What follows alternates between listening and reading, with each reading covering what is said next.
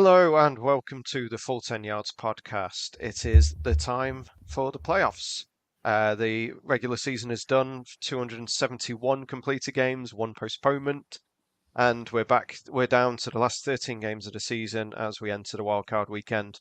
Not the best weekend of football in the world, but it leads to the best weekend, which is next weekend. This week we are going to separate the wheat from the chaff, get rid of those teams who possibly shouldn't be in here, teams that maybe won't be in here for, well, definitely won't be in here for much longer. And yeah, we get on to the best weekend of the NFL season next week. But yeah, for this week, we are going to go through the six wildcard weekend games. We're going to give out a spread and total that we like each, and at the end, we'll give out a few props on the games, and we'll try and pick our favourite prop as a group for the end of the podcast. I am joined this week by Liam and Callum. Jack unfortunately couldn't be with us, and yeah, looking forward to this weekend of football. Liam, how are you? I'm good, thanks. Feeling very relaxed as my team doesn't have to play this weekend, unlike some. So, yeah, I'm feeling relaxed. I wish the games weren't in the order they were in for us UK viewers. I wish that Saturday night game was earlier because I think that could be the game of the weekend. And obviously Monday night is probably the other best game, and that's going to be late as well for work on Tuesday. But yeah, it should be a good weekend. I wish some quarterbacks were healthy and some teams weren't having to play backups, but it's just the time of the year, isn't it? So yeah, should still be a fun weekend. Hopefully we can win some money as well. Yeah, unfortunately, that is how it is. Unfortunately, I do wonder about Mr. Jackson and whether he's doing it to spite the team who didn't pay him. But we'll probably talk about that a little bit more when we get to that game. Callum, Yeah. how are you doing? Yeah, all good, guys. Thanks for having me again. Yeah, obviously, backup quarterbacks are the main headline, especially in my world right now. Sadly, uh, why do bad things happen to good teams and franchises? I just don't understand it. But that's just where we are. So, sadly, you're all being subjected to Skylar Thompson. Sorry, nothing against Skylar personally, but it's not going to be pretty probably. And Lamar is a big miss too. Lamar against Burrow in prime time would be a great thing to see. It doesn't look like we're going to get it, unfortunately. So yeah, I do feel sorry for you guys in the UK, basically having to watch Brock Purdy versus Geno Smith, Josh Allen versus Skylar Thompson, and Kirk Cousins versus Daniel Jones in realistic time zones. That's an unfortunate selection of playoff quarterbacks, but for those of us lucky enough to live stateside. Maybe I can take a nap during a couple of those and stay up for the better ones. Yeah, I've already been trying to plan out my Monday morning because 6:42 I start work on Monday mornings. So figuring what to do Sunday night. Do I sleep through Giants Vikings to get up for the Bengals Ravens, or do I just go in with 2 hours sleep to work? They're my decisions at the moment because annoyingly, Dolphins Bills is probably the one I want to sleep through, unfortunately for you guys. But yeah, I'll see how it goes on Sunday, and I'm sure I'll figure something out. I've done it on 3 hours sleep before. I've got Tuesday as my day off this week, so I only need to make it through to Monday, and then I can chill out for recover and recoup on Tuesday. But yeah, yeah, I was amazed that the Bengals got Sunday night football. Obviously, it's probably a sign of where Jerry B is, as he's raised the franchise to a little bit more of a respectable level in the eyes of the NFL now. Um, but yeah, I was fully expecting to get at least at best the mid Sunday spot. But yeah, 1:15 kickoff for that one, which will be fun. So yeah, we will start with Seahawks plus 9.5 at the 49ers. Total is 42.5 in that game. It is Brock Purdy as versus Geno Smith, as Callum alluded to. Brock Purdy's been outstanding, frankly, since he took the reins as the QB in San Francisco. He's looked probably better than Jimmy G. He's thrown at least 2 touchdowns in every game. Last week was three, I think, against the Cardinals. And wow, it was a blowout. And that's where they are at the moment. Obviously, the trade for Christian McCaffrey is what has essentially put them in this position. I think Purdy's done a fine job, but having the best running back in the league, probably, on the roster in a team which highlights his talents has been sensational for them, frankly. So it's been incredibly impressive what he's been able to do. I thought they might have rested him a little bit last week, but he still scored 2 touchdowns in fairness, they did have Elijah Mitchell back, and I think he scored 2 touchdowns as well. So they did spread it around a little bit, and with those two back in the backfield now, with Ayuk and with Debo coming back for this one as well, you can see why they're as short as they are for the Super Bowl because they should be, frankly. The Seahawks obviously scraped in over the team that we all wanted in, over Callum's second team, who did what they needed to do and looked damn good doing it and really annoyed the Packers, which is always fun. Possibly sending Rodgers to retirement. Who knows with that one? I think he's a massive drama queen, so I wouldn't be surprised if it was all for show and he'll be back over the summer because that's what he does most years. He was like Big Ben, basically. But yeah, the Seahawks did what they needed eventually in overtime, with Baker Mayfield helping them and the refs helping them. From everything I've heard this week, apparently there was decisions which were quite favourable to the Seahawks. But yeah, Geno could win Comeback Player of the Year. DK Metcalf obviously is very good. Tyler Lockett looked good last week. Kenneth Walker, possibly Offensive Rookie of the Year. They do have some talent there, but frankly, I'd be amazed if they get anything out of this game. So I'll go over to Liam and see what he's got for us on this one. Yeah, I think maybe it's because of the backup QBs in the other games, but I think this is now quite a fun game. I don't know whether that's because of the other games or not, but I think at least Pete Carroll is going to devise a good game plan against the 49ers offense. So I'm quite looking forward to watching it. One thing that Geno does really, really well is throw the ball really far down the field. He's one of the most accurate passers, over 25 yards. So personally, I think that we could be in for a fun, high-scoring game. Just because I think he's going to be able to throw the ball down the field enough and score some points. So I'll probably be looking at some Tyler Lockett over bets, just because DK struggles against Travarius Ward, who plays for the 49ers. He's had his worst 2 games ever against him. So I think there's a chance Tyler Lockett could have a big day, and obviously Kenneth Walker will be getting a lot of carries. So for me, I do see points in this one. I don't know if that's me trying to be optimistic for the first game of the slate, but in terms of side total, I've gone over 42.5 as my favourite bet outside and total. I just think that the 49ers are probably going to put up at least 3 touchdowns and a field goal on their own. And I do think that the Seahawks are going to get well into double figures. So, yeah, I think overall it's going to be a fun game. I think the Seahawks can score enough to keep up with them. But I do think the 49ers are probably going to win this game and get the favourites off to a good start. And then later on, I've got a prop as well that I like for this one.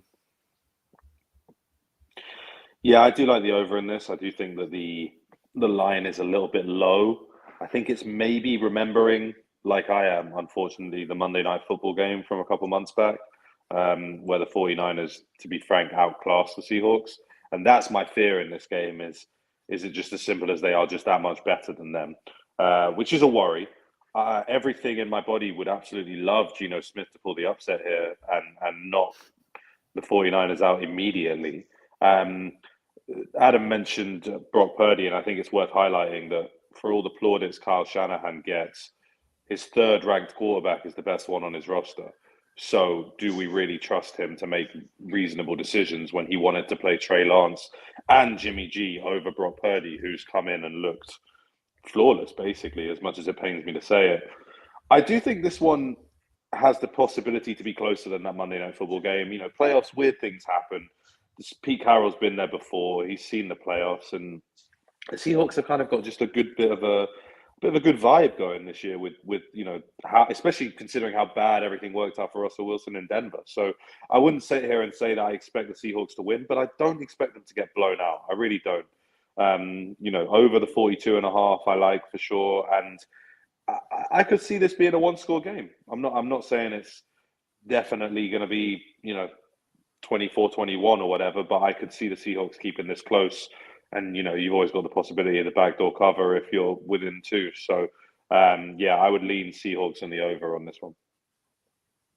Yeah, the over 42.5 would be my best bet out of the main selections on this one. The regular season games, obviously this weekend, being the playoffs, I think it's fairly unique that they're all rematches.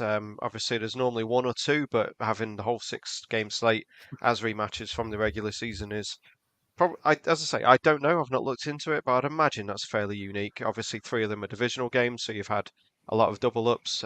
49ers beat the Seahawks twice in the regular season. 21-13 and 27-7, which was in Seattle, which was in San Francisco.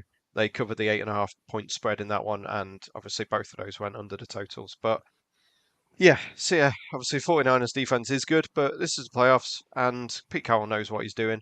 Obviously, there's a lot of familiarity between these two. They are fairly evenly matched over the series. They're 5-5 ATS over the last 10 games, so they split the series quite well. So I wouldn't be surprised if Pete Carroll can do something. And yeah, I think over would be my bet on this one. I do have one of the props that I have for this week on this one was Eli Mitchell. He is now, I think it was 12-5, 5-2 now to score any time. As I say, he came back last week, scored a couple, and I think he will get a little bit more of the work this week with McCaffrey, obviously splitting it with him. And yeah, 5-2 I thought was very generous for him. Yeah, like that. Until he scored 2 last weekend as well, didn't you? So it's like he's quite looks healthy. So because he wasn't healthy at the start of the year at all, whereas now I think he looks back to being himself. My prop for this game was Seahawks over 17.5 points as well. I just think they could probably get to 20 points. I think that's what I like. And the reason I did it was because of the odds. That's 11-8, so it's not like an even 1-to-1 split. I think their team total was more like 15, but obviously I don't want to bet on 15, so because such a random number. So if you go over 17.5, you can get to 11-8. And personally, like I said, I just think you're going to see some big plays. Obviously, if the first half doesn't go well, you're probably going to regret this bet. But if they come out playing well, scripted plays like they did the last couple of weeks, then I think they can score 20 points. You can win your bet, and Brock Purdy can probably score 30 and annoy everyone and make his way to the Super Bowl or something. So. Yeah, he's obviously we think he's probably going to get through this one, and then he could possibly play the who were we looking at next? It was Cowboys or Bucks, wasn't it? Would be next. So yeah, that'd be an interesting Wait, one. no, he played the Vikings. Oh, was it? Play the Giants. Well, I was going to say Yeah. I think it could be the Giants. So yeah, Well, the Giants would go to the Eagles though, wouldn't they? Because they're the worst seed. So that's why I thought it'd be Cowboys/Bucks.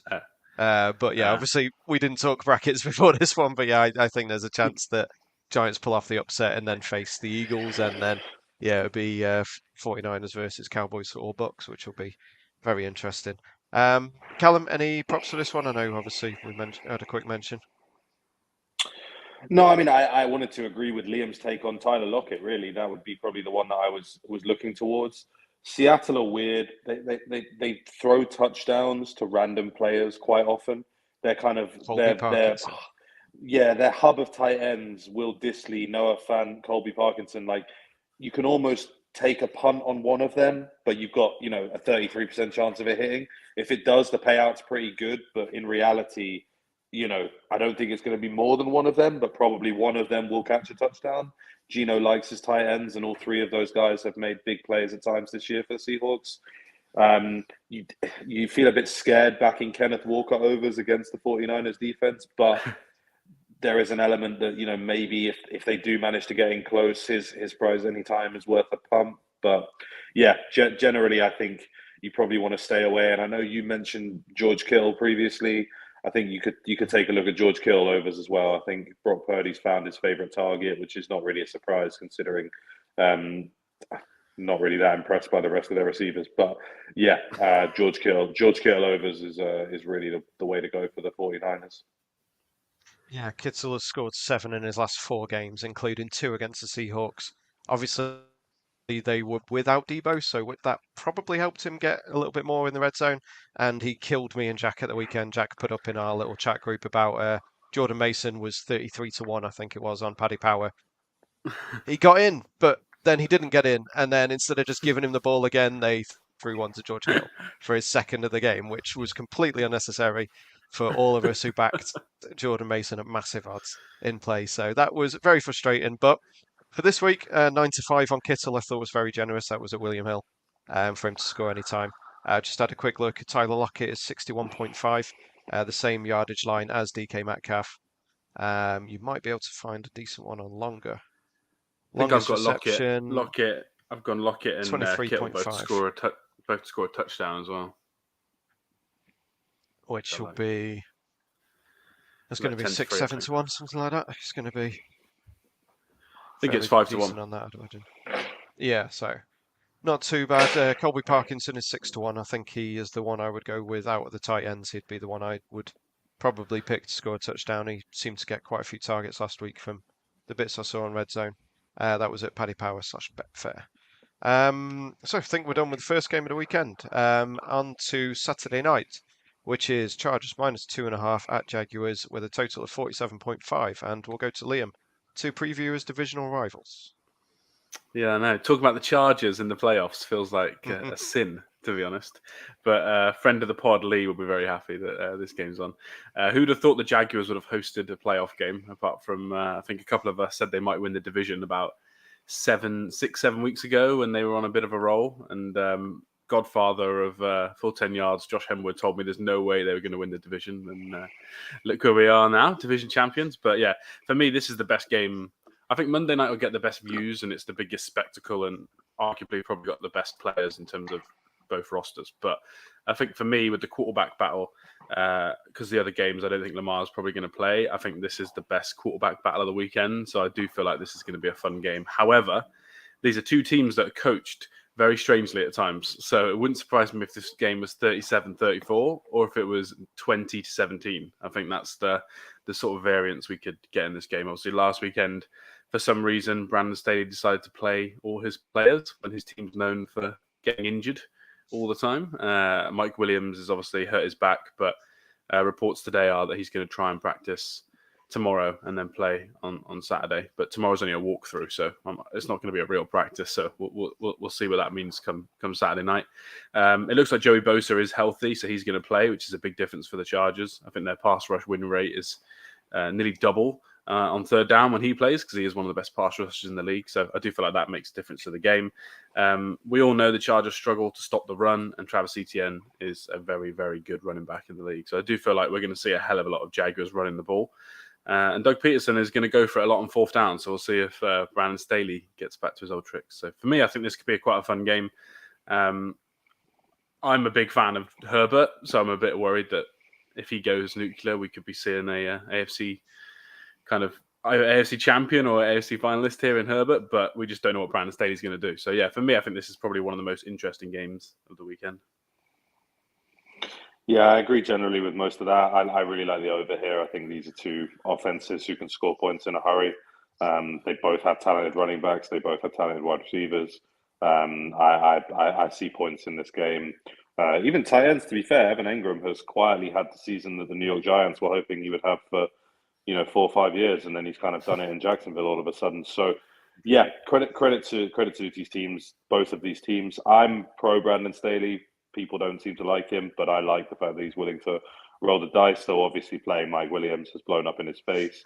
Not having Mike Williams would be a big loss for this Chargers team. He is just such a threat down the field, jump ball receiver, able to moss anyone that he's up against given the situation. So, yeah, I mean, I've seen a lot of people talking about Jaguars being their favorite pick this weekend. I just think this is the Chargers' time. I think it's finally ready for them to make a run. Herbert was so incredible last year in that Week 18 game that he eventually managed to not quite get into the playoffs with when Staley sillily called a timeout rather than letting clock expire. But I just think now the Chargers are ready for a run. I just think the Jaguars are probably another year away from really being a threat. And really, the Jags are in the playoffs because the Titans got very injured and are very inept. So, yeah, I like the Jags. I like what Doug Peterson's building. I think he's done a good job this year. But I do think they're probably still a couple years away from really being a serious threat. So, yeah, Chargers -2.5 looks good to me, and over 47.5 as well. It'd be hard not to take Keenan Allen overs if Mike Williams is out.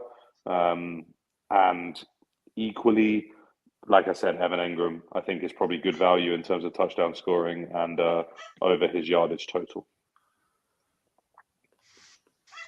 Yeah, hard to argue with any of that. The other tight end on the Chargers side, he scored last week, Gerald Everett.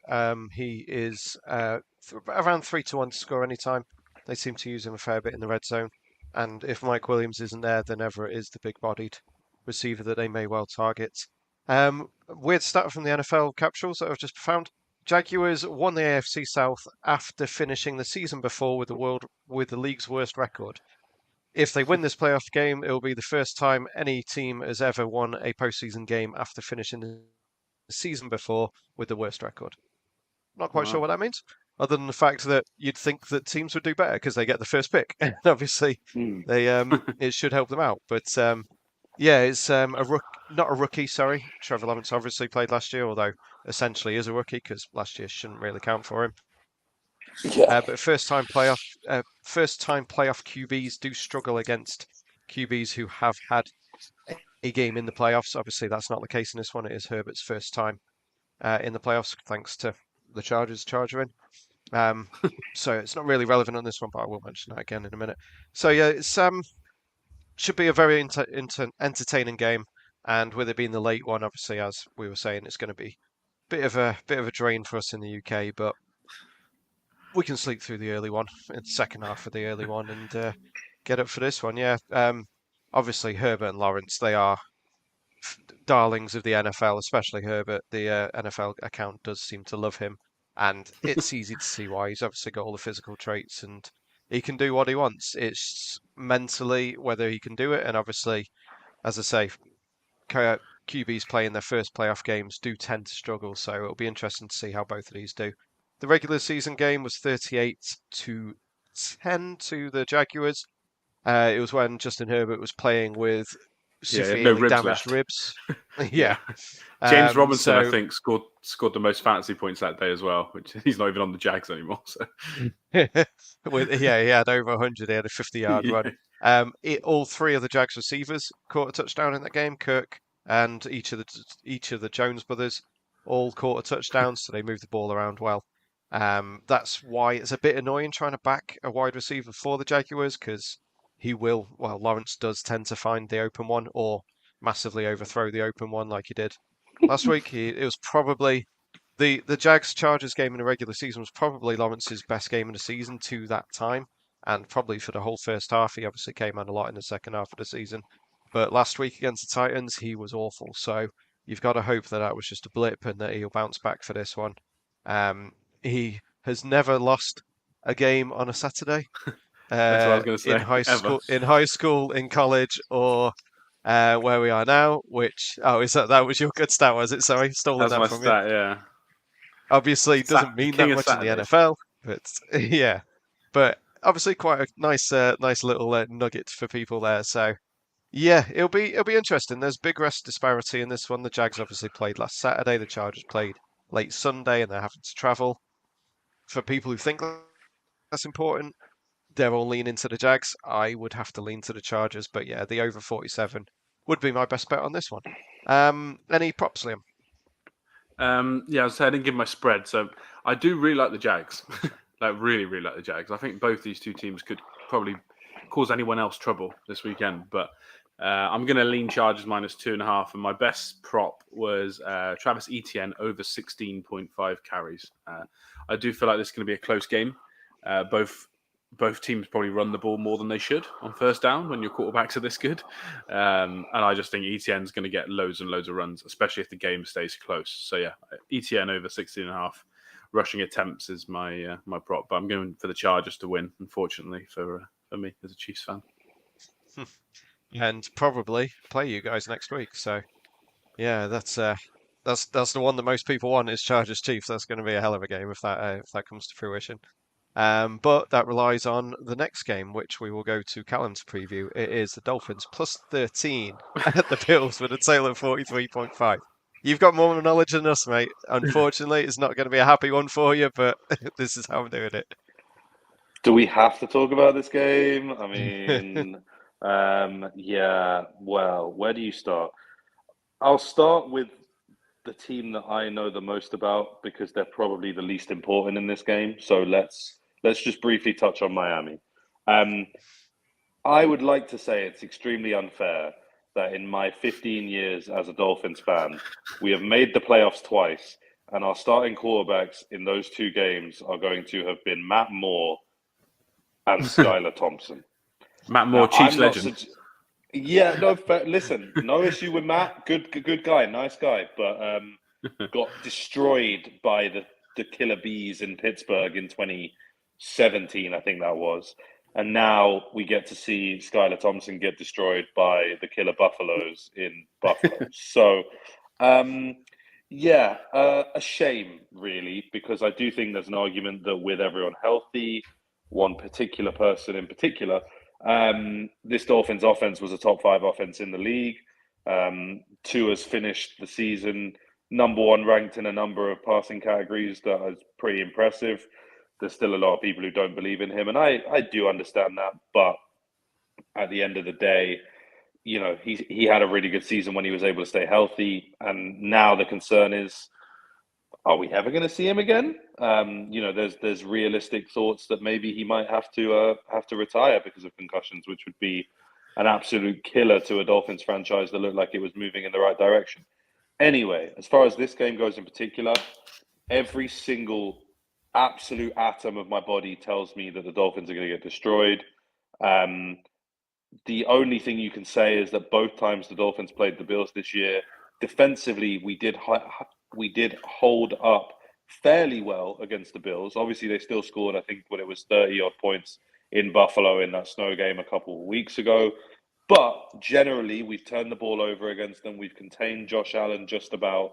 And you have to feel like they will be, putting a game plan together to try and contain Josh as much as possible.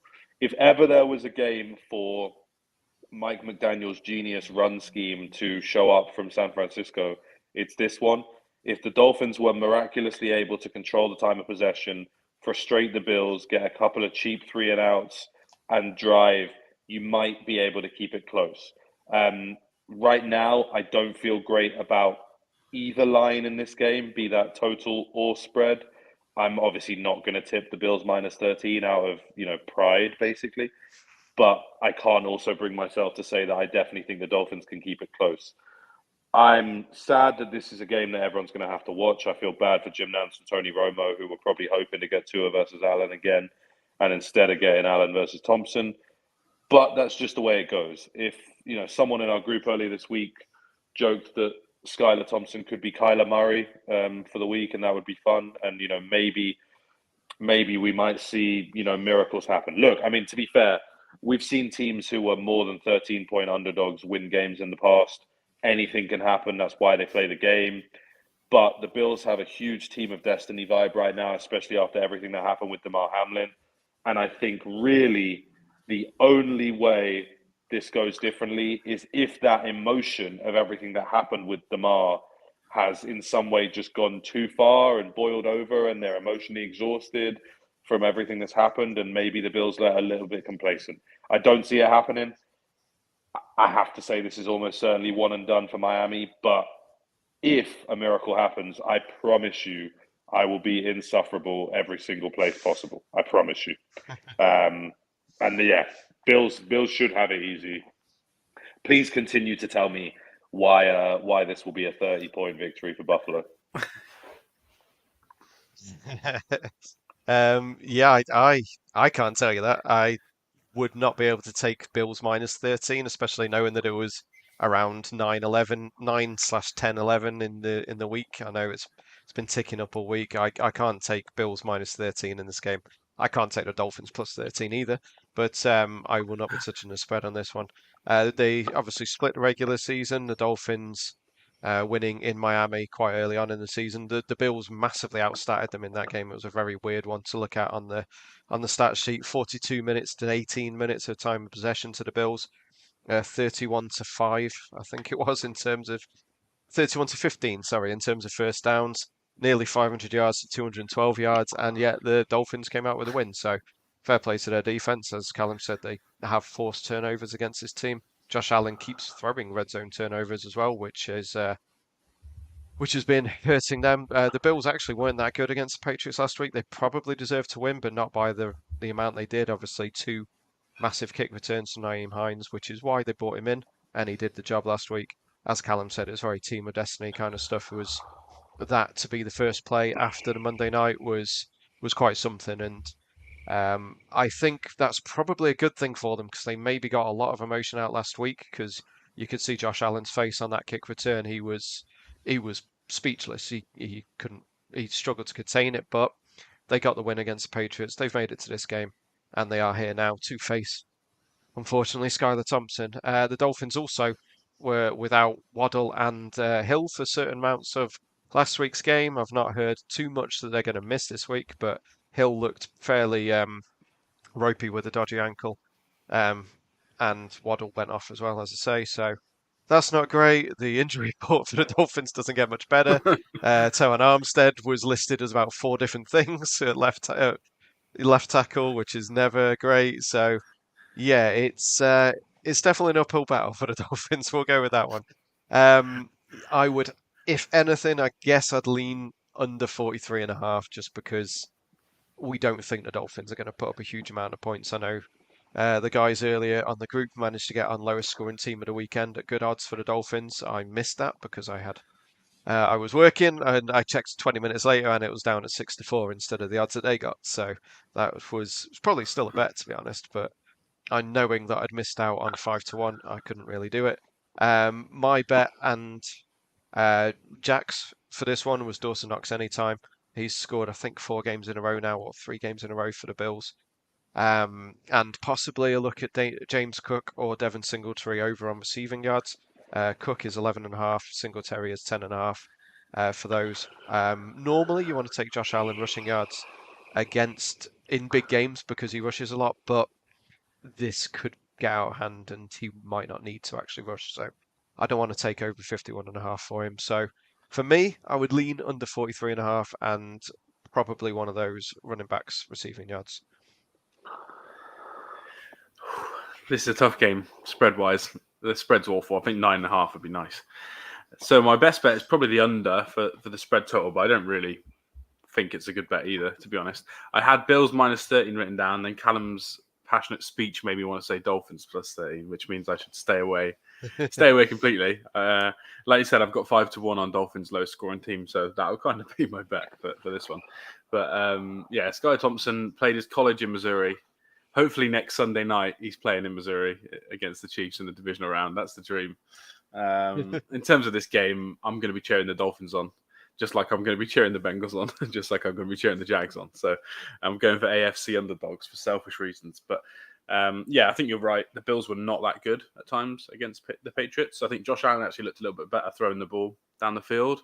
I know Tony Romo, who people either love or hate, kept mentioning that his elbow looked a lot better than it did 2 weeks ago, in his opinion. So I don't know enough about mechanics compared to Tony Romo to say that he's wrong. So yeah, I'm going to think that he's more healthy than he was, but you're right. The turnovers were really bad. And the other thing that he kept doing in that game is checking down to the running back more than I've ever seen him do it before, like behind the line of scrimmage. So you've got Cook or you've got Singletary starting off 12 yards to gain to get a first down at times.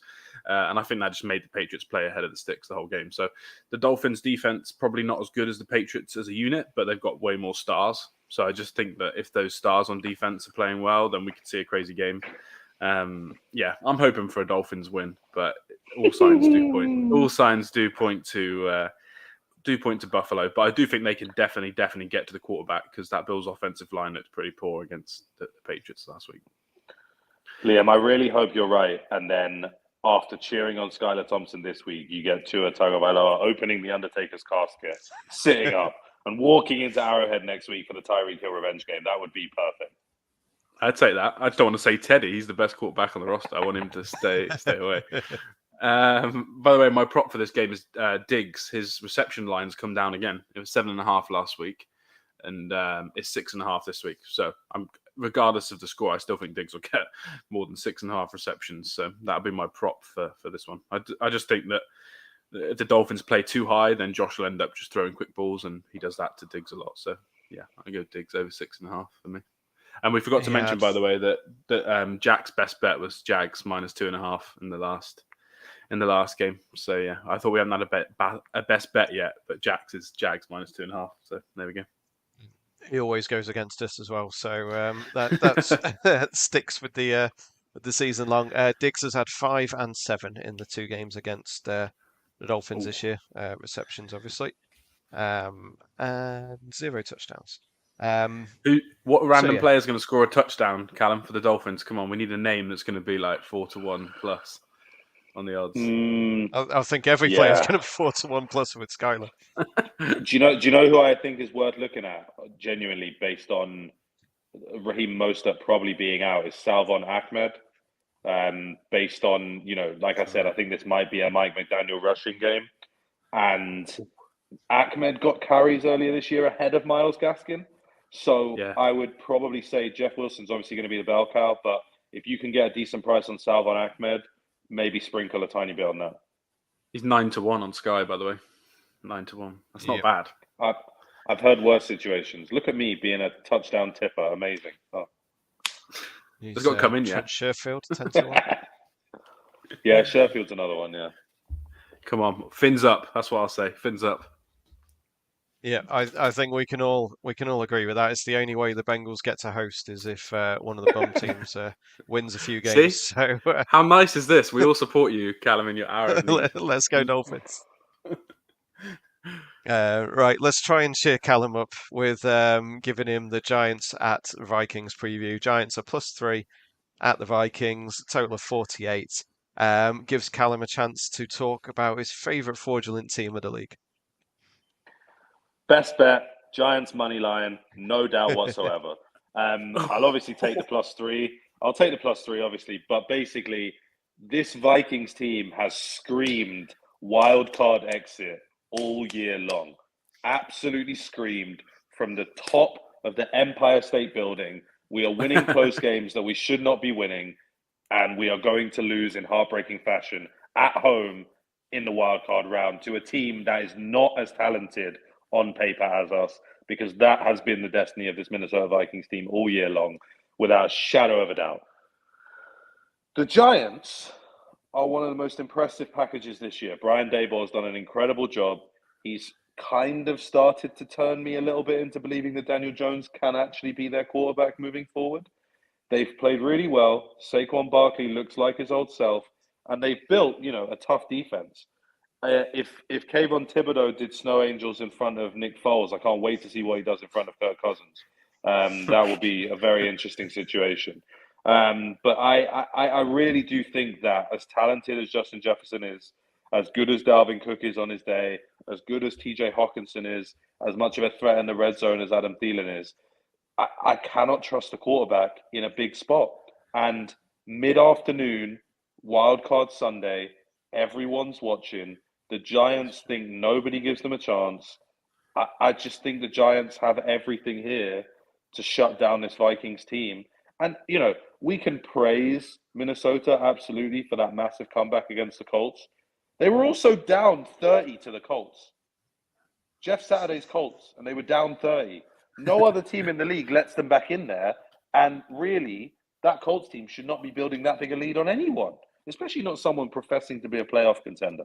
So, yeah, sorry, Liam. I know you love your boy, despite the fact that he says the word frick because he's a nerd. But yeah, 100% Giants for me. It's got to be. Yeah, I can't argue with Giants +3 as my bet on this one. They faced each other on Christmas Eve. The Vikings won with a 61-yard field goal, the longest of the kicker's career in overtime. The spread on that game was 4.5 points. So apparently, Giants are considered a little bit better now, which makes sense. They obviously rested all of their team last week, all their starters. Even Kenny Golladay got a catch, a touchdown catch. And amazingly, some reporter asked Dable whether he was going to be more involved this week. Dable was very professional in that one, saying, "We'll see what happens." No, he won't be involved.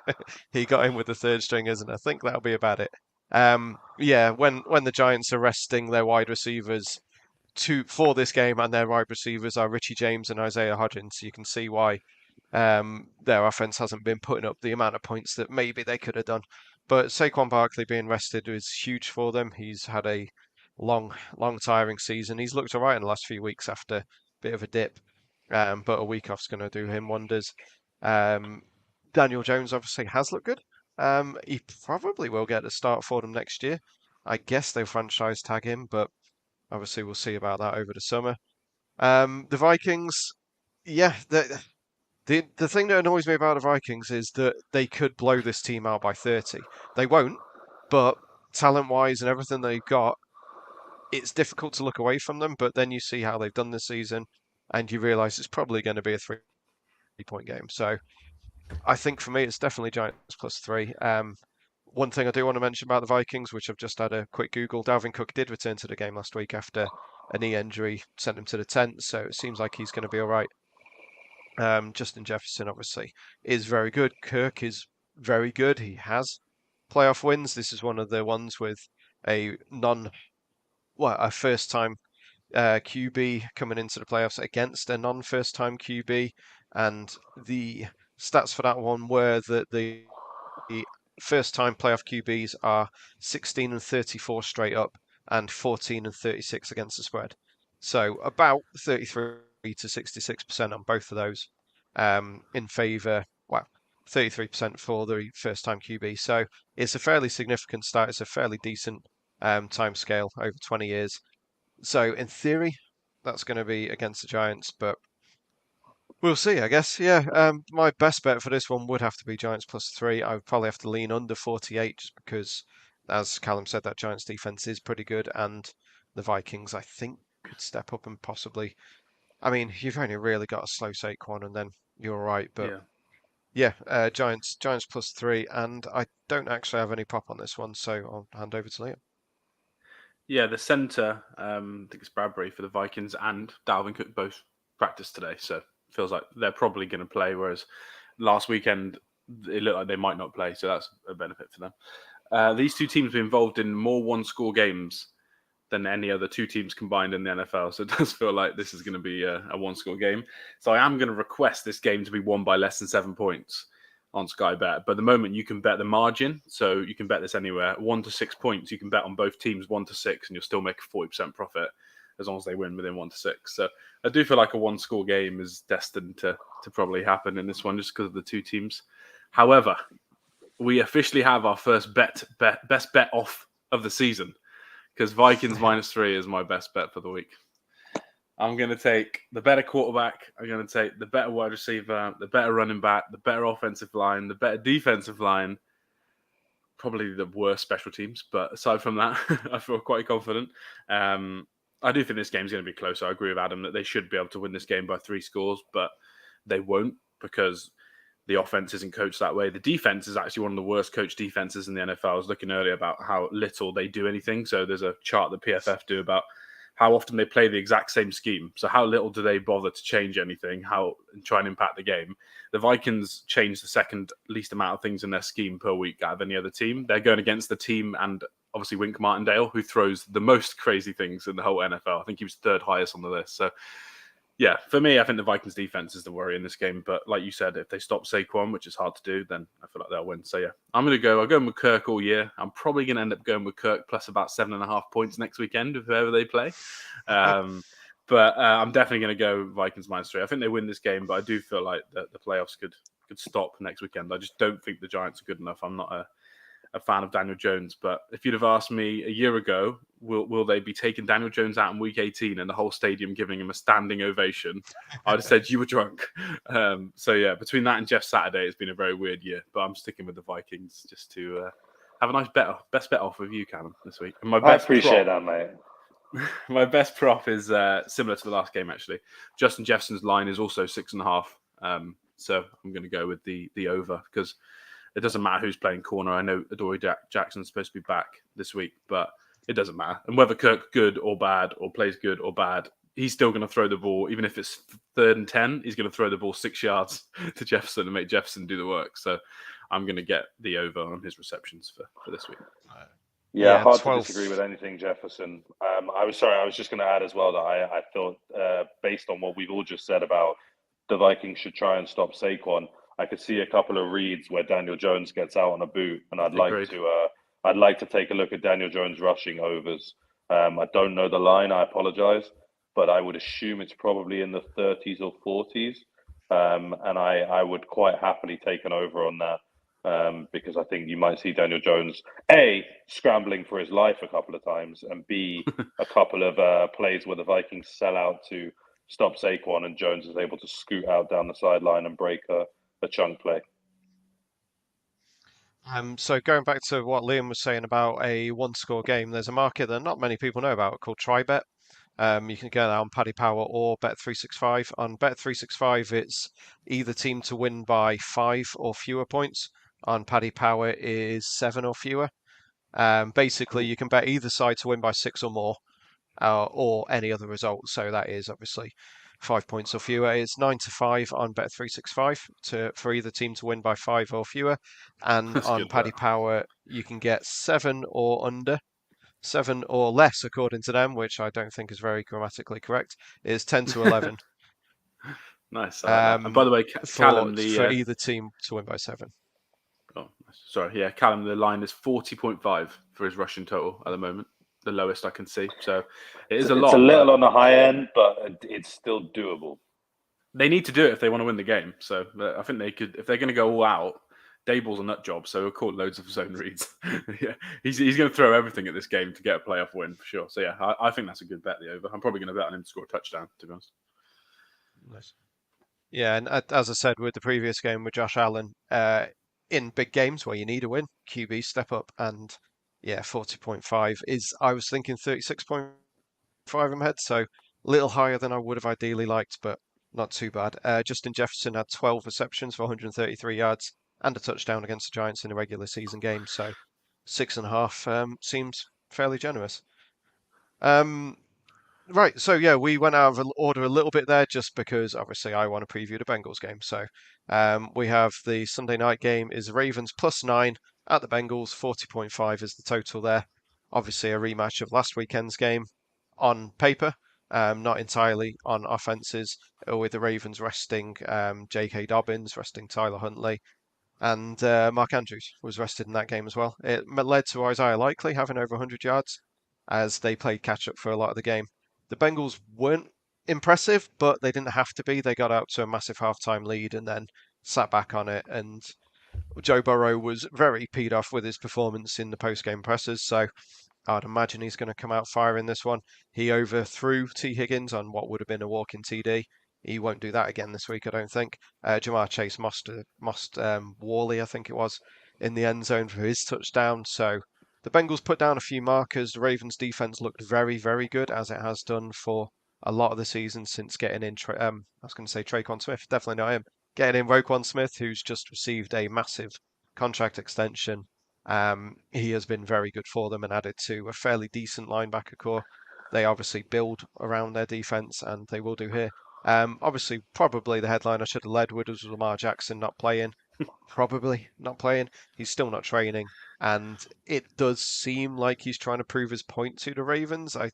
But obviously we don't know his medical situation, but it seems like he could have come back. It seems like this is a very long time out with a PCL sprain, which is generally, they were expecting him back, I think, week 15, 16 at one point, and now is way past that. So it probably is Tyler Huntley. He is training this week.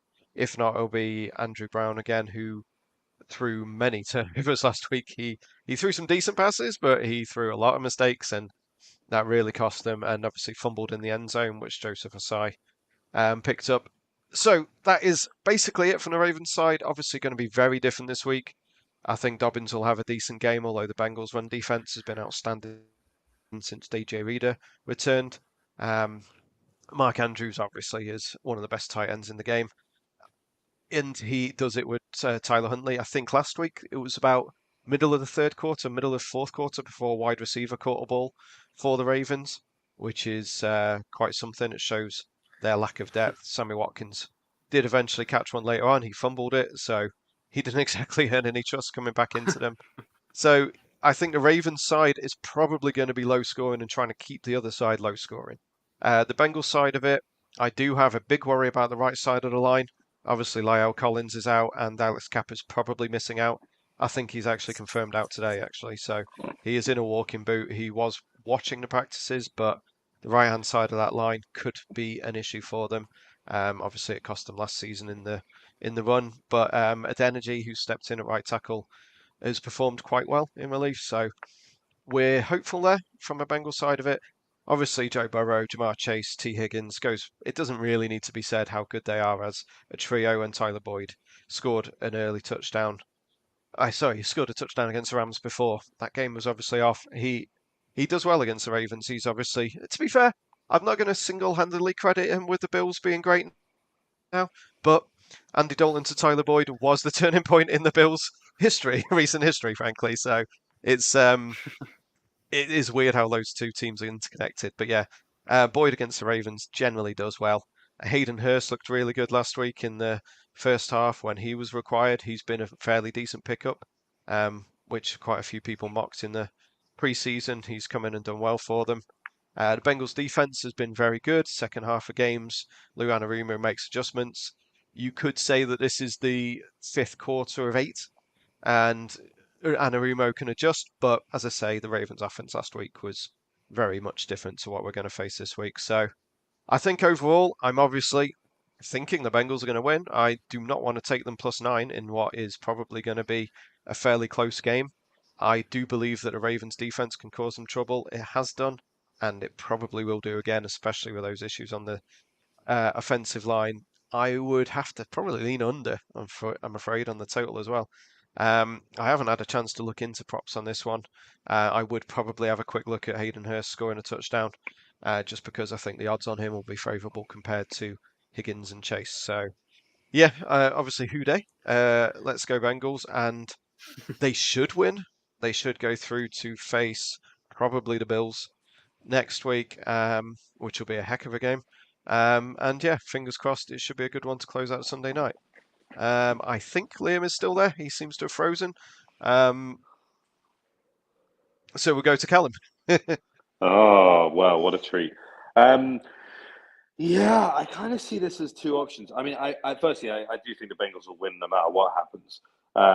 But I do kind of believe that there is really two options as to whether or not this is Joe Burrow's "I am here, do not mess with me" game, and they destroy a Ravens team that are just not as good. And then there's also the option of, don't disrespect the Ravens and their defense keeps them close. So it's hard to really know. I do feel confident that without Lamar Jackson, the Ravens don't win this game. It just doesn't feel like Burrow is going to have a bad performance in the playoffs and allow Baltimore to progress through. I probably lean Ravens +9 just because it's a lot of points. But equally, this is absolutely a game that the Bengals could win by 20. It's definitely possible. So uh, hard to really know. I do like the Hayden Hurst tip you gave. If you wanted to do kind of a both players to score, Mark Andrews is a solid option. I feel like tight ends in these games often get a lot of work, and Andrews is obviously the Ravens' main and only receiving threat. So we'll see if Tyler Huntley can keep it close. Doesn't feel like it. So Bengals for me. Liam, you all good? Yeah, I think I'm back now. I just saw and they just tweeted out that Lamar didn't practice and Tyler Huntley did, and he threw the ball as well today, whereas Tyler Huntley didn't throw it yesterday at all. So feels like that's going to be who we get. In terms of the spread, I'm going to go for the +9 just because these games are usually quite close. I think Ben Solak, who works for the Ringer, put a good graph out actually about EPA per play offense. And for the Bengals, every game is, apart from the first week of the season against the Steelers because of all those interceptions, but every other game was really high, incredibly high, like nearly at Mahomes level or slightly above for two of the games. And then both Ravens games were like minus EPA per play. And it's like the graph is nuts, like compared to how good he is against everyone else. So the Ravens obviously a very good team defensively. Roquan Swift made a difference. And I think one of the reasons is the only coverage that I think that he doesn't have like a crazy EPA per play against is 3 safety looks, where they play off the line of scrimmage, play really far back, make you dink and dunk, and obviously don't let Jamar and stuff go over the top. And the Ravens have got the three best safety combo in the league. They play 3 safeties more than anybody else. That's probably why. So for me, I think it'll be a close game as long as the Ravens don't turn the ball over.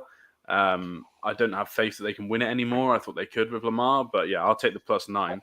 And then in terms of best bet, you'll know this, Adam. Bengals very good on their first 2 drives of the game, always.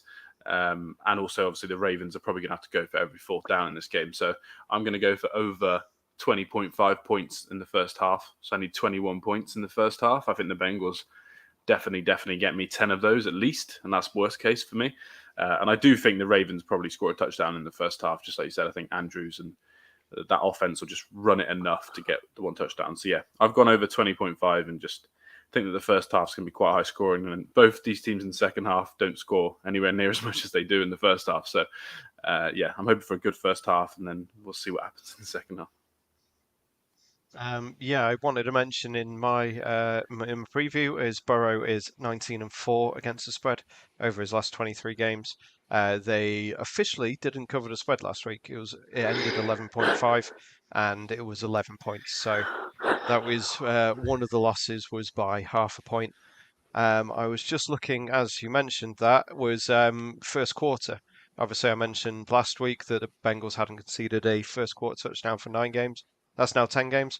And the Bengals are only minus zero point 0.5 in the first quarter, which seems incredibly generous. That was 5-6 for Bengals minus zero point 0.5 in the first quarter. So that would definitely be my prop in that one. And the highest scoring half in the first half is 20-23. Obviously, with what Liam's just said about the second half for both of these teams, I do agree with that. I was just looking at defensive touchdowns as well. Bengals are 5-1, and the Ravens are 11-1 to score a defensive touchdown. Burrow does struggle in division. He has struggled this year in division against the defenses he faces. So 11-1 for the Ravens to score a defensive touchdown isn't that absurd? I thought that was quite a generous odds. So That's a good we'll see what happens with it. That's a good emotional hedge for you as well, watching the game. Yes, yes, yeah, definitely. Is if you do get to watch any of these games over the weekend, Paddy Power do have quite generous in-play bets on in-play prices on touchdown scorers if you get to second half. So it's well worth a look there. As I say, Jordan Mason was huge odds last week against the Cardinals and nearly found the end zone, and you can normally get pretty good odds for it. Hayden Hurst is around 3-1 to score a touchdown this week, and I think that's fairly good as well. Callum, anything else on this one? No, not really. Like I said, Hurst and Andrews as a double is probably my favorite look if you want to go touchdown scorers, but it's a very hard game to decipher, I think. Yeah.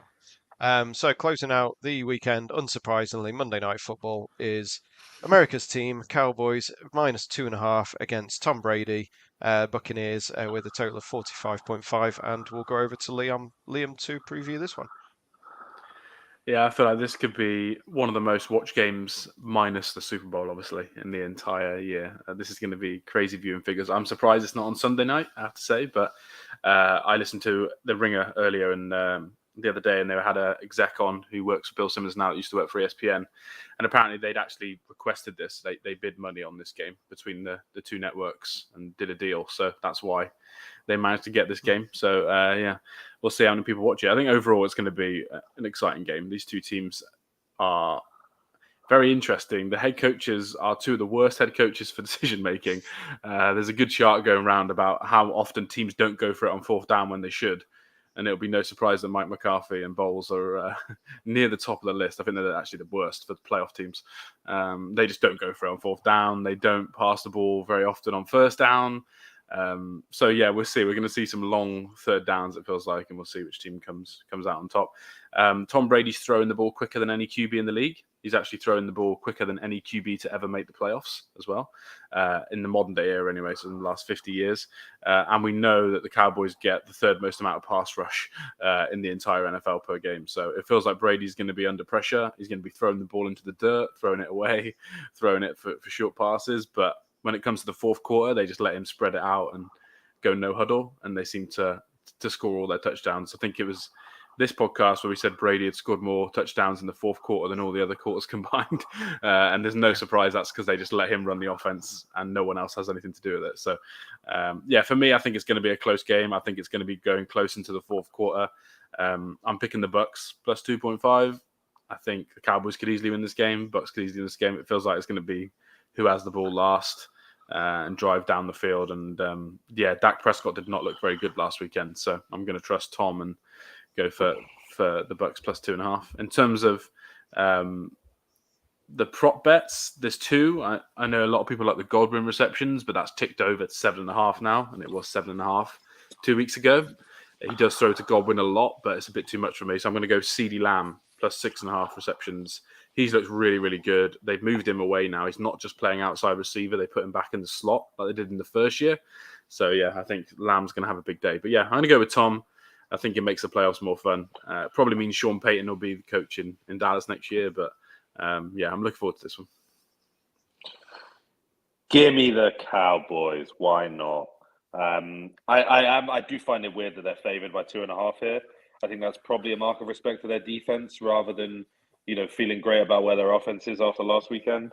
I think back to the opening game of last season when the Cowboys went to Tampa and lost on a last-second Ryan Suckup field goal, and really, really, really should have won that game. They were the far better team. The start of this season was obviously blighted by the Dak injury, but I do just think that the Buccaneers are not what they were 2 years ago. I love the fact that Tom Brady has never lost to the Cowboys before, which means it's due. So I think that it's got to happen eventually, basically, the way I think. He's not got that many more games left. It would feel weird if he went his entire career without getting his heart ripped out by one of the biggest markets in America. So, yeah, I'm going to go with the Cowboys here. I just think they are in a better shape than they were last year when they played the Niners and got beaten in the first round. I like the Monday night slot for Dallas to show up under the bright lights. I love the CeeDee Lamb bet you said. And then really deciphering Pollard and Elliott is very hard, but you could make an argument for both of them. And I also think you might find that based on the Buccaneers typically having a fairly good rush defense, their lines might be lower than they usually are. And therefore you might like them both, even though it is a stout Buccaneers front. But yeah, I think the Cowboys here are the play for me. And I definitely think the over is the play because regardless of how good the defenses have been at times, they've also shown, Dallas gave up, 26 to Washington last week. You've got to think that Brady will be able to score 28. So, yeah, I could see this one being a Monday night shootout that we all enjoy. Yeah, fingers crossed for that. I do. Yeah, it would be nice. Obviously, the opening game of the season this year was Buccaneers against Cowboys. Buccaneers won a stinker, to be fair. Dak Prescott injured his finger in that one. We all wrote off the Cowboys, and Cooper Rush went on to win 4 games in a row, I think it was. But Dak wasn't playing well in that game before he went out with injury, and he definitely didn't play well last week when they put out a fairly full-strength team against the Commanders. He threw an interception, he lost a fumble. It was not a very good game for him or them. And Dak's got that aim in him. He can play one perfect half and then he can play a terrible half of football. So it'll be whether he keeps it up and who does what on that one. Tom Brady, unsurprisingly, the most experienced player in the playoffs. He's had 47 appearances. Every other QB in the playoff in this weekend has had, sorry, in the entire playoffs has had 34 playoff appearances. In fact, Brady's had more wins in the playoffs than all the rest have had appearances. So he is definitely experienced with it and he knows what to do when the crunch time comes. Who knows? Obviously, they won the division with Tom Brady's first ever losing record, I believe it was. Um, in that final game of the season where they were spanked by the Falcons after taking their players out of the game. The Cowboys are tough to pick a touchdown scorer for them. I like the tight end, Dalton Schultz, but then again, they also have Jake Ferguson, Peyton Hendershot at tight end, who both seem to get looks in the red zone as well. Hendershot is 18 to 1, Ferguson is 12 to 1 if you fancy a little bit at larger odds there. And I even just had a little look at Gio Bernard for the Buccaneers because he's been getting increasingly involved in recent weeks. He's 20 to 1, so yeah, I thought it was fairly worth a look at 20 to 1. I will probably, seeing as I haven't picked a best bet yet, I'm going to go for the Bucks getting points at home. Take Tom Brady, getting the points against Dallas Cowboys. I wouldn't be surprised either way with this game, but I will admit the spreads this week are very tough for me to pick one, and I do think the Bucks again a little disrespected. Obviously, they have not been good this year, but it's the playoffs. It's Tom Brady, so I'm going to have to take the Bucks getting 2.5 points. And as far as props go, I think I will lean to Dalton Schultz 9 to 4. Sorry, for him is the best price you can get. It's around 2 to 1 on most of the proper bookies. Annoyingly, people like Live Score Bet keep getting in with the bigger prices. I don't have an account there yet. Maybe I should. Um, but they're the ones who are kind of skewing the anytime score odds most of the time now. But yeah, hopefully be a really good game. I guess I'd lean over as well, just because that's what I want. And Dak Prescott, despite all the interceptions, I think he threw the most, well, he scored the most points on offense in the second half of the season of any quarterback, or from when he came back from injury. So he can definitely put up the points. He can definitely throw in some ricks here and there. So yeah, it should be a heck of a game and a heck of a weekend. Anything else, boys, before we close up for the night? I like Rashad White as well as over in that game. Receiving yards 13.5, and Brady will be checking it down a lot because Parsons will be Yeah. a very angry man after the players didn't vote him in their All-Pro team this week. So yeah, I like Rashad White just for dump offs because Fournette gets a lot as well, but they like to bring Rashad White in on third down a lot. So yeah, that's another one for this game. But apart from that, that's it. Yeah, I like that. Are the receiving receptions up yet? Is it? Yes, they are. Rashad White receptions are not up. But yeah, I'd imagine it'll be 2.5 or 3.5 for Rashad White receptions, and I agree with Yeah, Liam on that one. I think that's although to be fair, if it's 3.5, you may as well go for the yardage. But yeah, yeah. should be a heck of a game to close out the weekend, and then on to next week. Anyone that you guys fancy for the Super Bowl who's not the top four in the betting? Chargers. I really like the Chargers to win the Super Bowl. I think if the Bengals or Bills lose this week, then they've got a great chance, and I think they've got the best chance to beat the Chiefs at Arrowhead just because they play each other so often. So I think they were 22-1. I'll just check again. They're They down are, to because that twenty was to good. one on. Yeah, Is they that were yours as well? 22-1. That was going to be my pick. Yeah, I think they lost the two games against the Chiefs this year by a combined 6 points. So as you Yeah. say, they can hang with them, and that's where I'd be leaning. Callum, anyone different? 2024 Detroit Lions for next year. Yeah, let's. Although, yeah, no, I think the Chargers are the obvious quote unquote outside pick for this year. But I do think if you can get a look ahead to next year, and as soon as they release the prices, Lions to win the NFC North next year, there's a decent chance there. They are building in the right direction. The Bengals odds are good for the Super Bowl as well. You won't want to tip them because you're a realist fan, but their odds are very, very good for compared to the Bills and Chiefs, and I don't see a lot of difference. I think they're better than the Bills personally. So I think they're 15-2, but I've heard someone said on the podcast yesterday it was 7-1, 8-1 in places, but yeah, 15-2 on Sky. So I don't mind that one. And obviously, Kirk Cousins 28-1 with the Vikings. What could go wrong? Same price as Tom Brady, apparently. Exactly. Um, Okay, sorry, anyway, yeah, give me Buccaneers then at that price. Jeez. to be fair, the fourth seed being at 28-1 is fairly insulting when the Cowboys are 12-1. So yeah, that's Mhm. yeah, that is quite generous. I mean, he knows what to do. So yeah, I fully endorse the Lions for next year as well. I definitely cannot argue with that one. They have a load of cap space. They've got some high picks. They could make a real push next year, and I hope they do. They're very fun to watch. Um, so that is it from us this week. We have managed to get an hour out of this one, which is quite impressive. I think. Hopefully everyone enjoys what we've been able to do, and hopefully we'll have a few winners for everyone this week. And Bengals will make it through, the Dolphins will make it through, and the Chiefs will face a tough test next week. Yep. But yeah, we will see. We'll be obviously back next Thursday with the four games that will be remaining. Should be a heck of a weekend.